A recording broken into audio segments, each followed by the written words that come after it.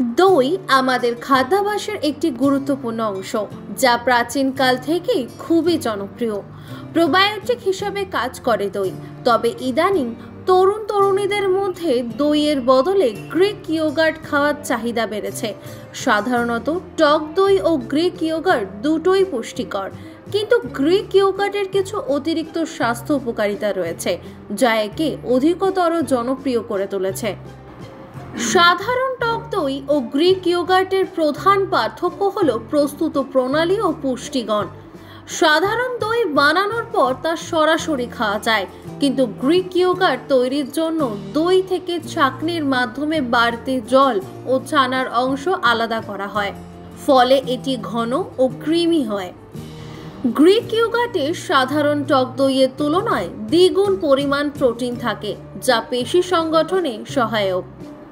সাধারণ টক দইয়ের তুলনায় গ্রিক ইয়োগার্টে কম শর্করা থাকে, যা রক্তে শর্করার পরিমাণ নিয়ন্ত্রণে সাহায্য করে।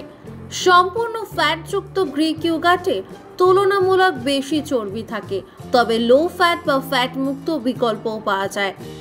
গ্রিক ইয়োগার্ট ঘন, ক্রিমি এবং হালকা টক স্বাদের হয়, যা অনেকের কাছে বেশি পছন্দের। তবে চলুন জেনে নেওয়া যাক এই গ্রিক ইয়োগার্টের কি কি স্বাস্থ্য উপকারিতা রয়েছে।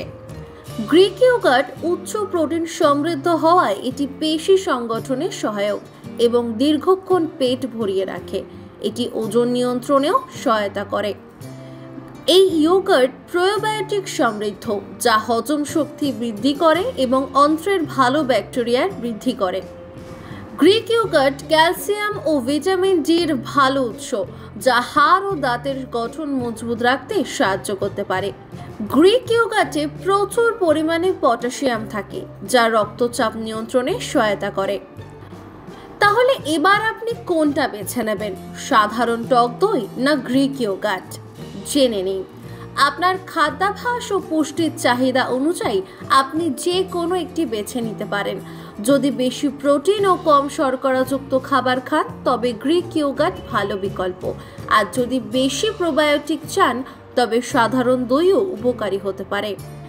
গ্রিক ইয়োগার্ট ও সাধারণ টক দই দুটিই স্বাস্থ্যকর, তবে গ্রিক ইয়োগার্ট কিছু অতিরিক্ত পুষ্টিগুণের কারণে আরও উপকারী হতে পারে।